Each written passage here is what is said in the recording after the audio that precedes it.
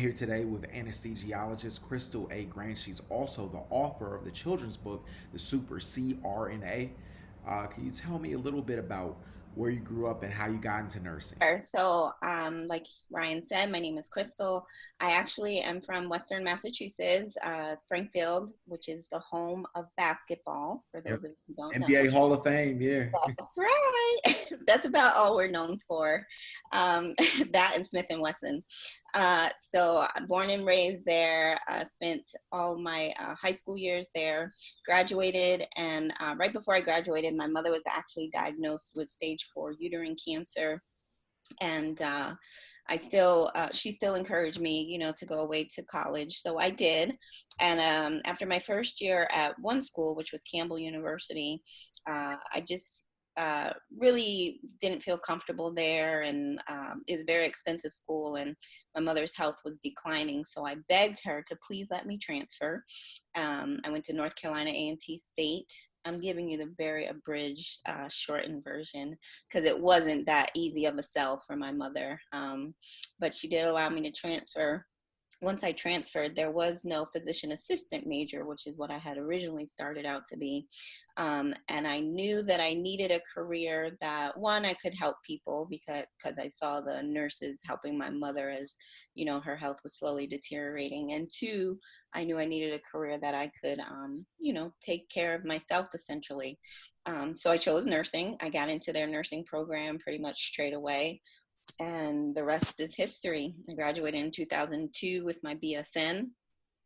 Worked 8 years in the ICU, did some travel nursing, and then in 2010, I went back to nurse anesthesia school at Rutgers University in Newark, New Jersey. Wow. And in your book, you spotlight an actual African American nurse as the main character. Do you feel it's a stigma with males being nurses? I do. I feel like there's a lot of great male nurses out there that maybe are more so known now with social media. But I think, male nursing, it was sort of like, in my nursing class, there was only 3 or 4 guys out of 50 students. And it's maybe not a negative stigma, but it's almost like, well, nursing is a female role, and that's so untrue. And then especially as African Americans, we have some really great male African American nurses, and me being African American, it just made sense that that was the characters. I mean, because that's real life for me. Yeah, and I was reading only 1.3% of nurse anesthesiologists are African American. So why do you think it's such a small percentage of people of color in that field? Nurse anesthesia, I call it the hidden secret of nursing, because it really is. Most people don't even know about the career until much later in life. I didn't learn about it until I was actually in nursing school. I had never heard of it. And I spent summers doing healthcare career, like camps, and so, I'd meet doctors and pathologists and all these other healthcare specialties, but never a nurse anesthetist. I'll speak to many SRNAs, which are student registered nurse anesthetists, and they'll say the same. They'll say, I had never even heard of the profession. And so that's such a disadvantage, because the profession is such an awesome career. So to me, why wouldn't I write something to reach the younger masses so that they can learn about it and be more prepared to do this career once they, get older and advance? Definitely. I could see definitely a lot of the benefits of being an anesthesiologist. I think it's a perception, like at least from the public, that it's a little bit of a laid back job, but I'm sure at certain times uh, that you may have some downtime, but I'm sure you have a pretty high pressure job at times too. Is that correct? Oh, absolutely. I equate it to the pilot. When you're being flown on an airplane, I'm sure the pilot has some downtime once we reach maximum altitude. But we also know that, let's take the pilot Sully there. When there was an emergency, he was quick on the spot and was able to land all those people safely. So it's the same with anesthesia. We do have a lot of repetition in our job, but there's also no one way to do anesthesia. So there's so many different things to learn. I've been a nurse anesthetist now for 7 years, and I'm still learning on the job. I mean, the drugs are pretty much standard and the same, but there's different combinations you can use. There's different combinations of, if somebody comes in and says, I always get sick with anesthesia, then there's something different that we can use to hopefully prevent you from getting sick after anesthesia. So, I think as long as you're always ready to learn something new and progress within the career, then, it's never boring, and it's never, uh, yeah, it's never boring. That's for sure. One of the things that's really appealing about the medical industry is that it's so many different career paths. You can work in the academic arena, a smaller hospital or private practices. Can you talk a little bit about your career path and why it appealed specifically to you? Yeah, so with nurse anesthesia, we can work autonomously. We do not have to work with a physician counterpart. There are some state regulations that are um, uh, in sorry, I just had a total blank, but there are some state regulations that don't allow us to work autonomously when it comes to a billing perspective. But as far as our educational background and the procedures that we are allowed to do, we can work autonomously. So that was huge for me. Not having someone kind of always telling me what to do or how to do it. I like the team approach. I like working with physicians, and I think that teamwork wise, we work great together. But also, I like to go in the room and do my anesthesia the way that I like to do it.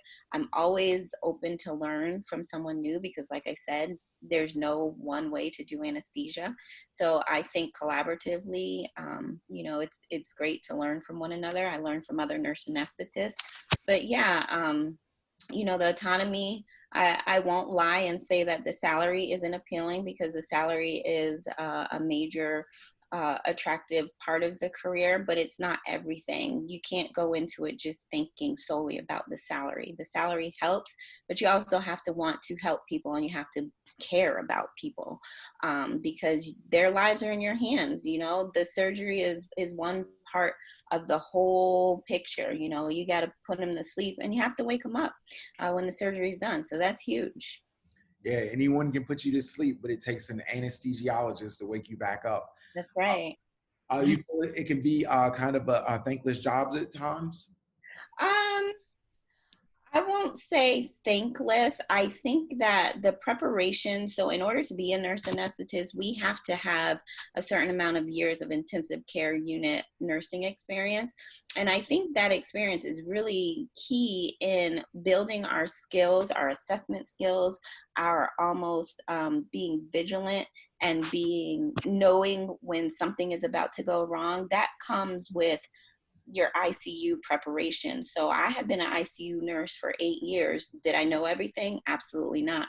But I had definitely honed in those skills to know that, if I'm sitting there and I may hear a tone change in the heart rate monitor, I know, okay, something might be going on.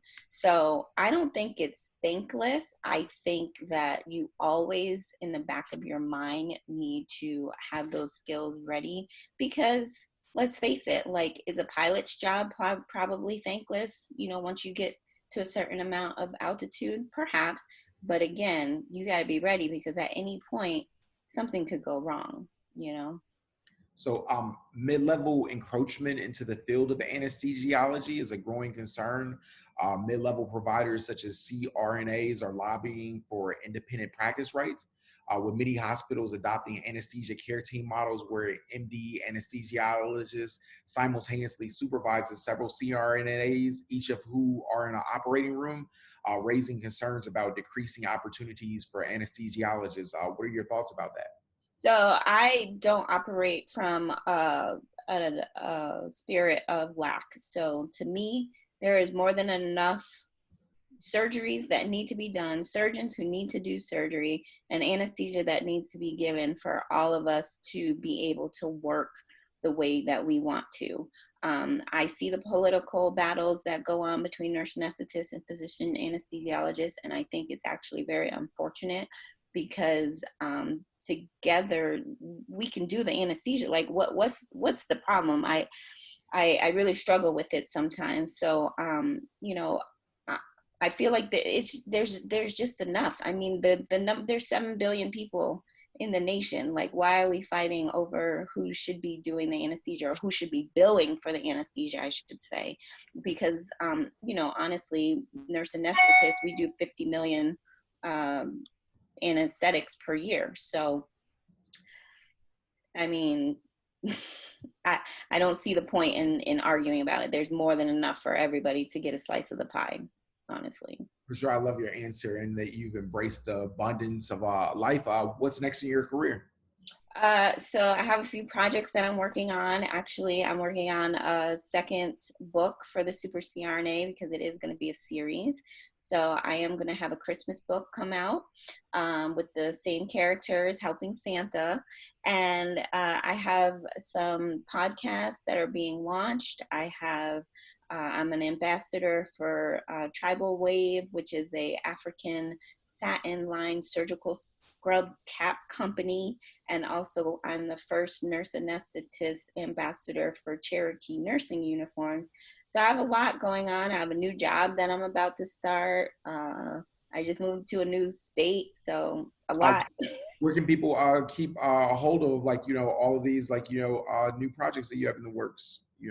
So you can follow me on Instagram. That's where most of my content is. It's Chris G CRNA, CRYSG CRNA.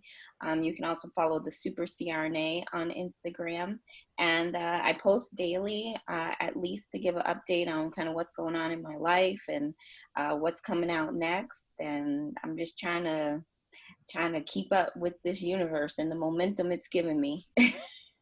Thank you so much, Crystal, for taking the time, and best of luck in all your endeavors. I really appreciate you for taking the time today. Okay, Ryan, thank you so much for having me. I appreciate you. Best of luck with your new move too.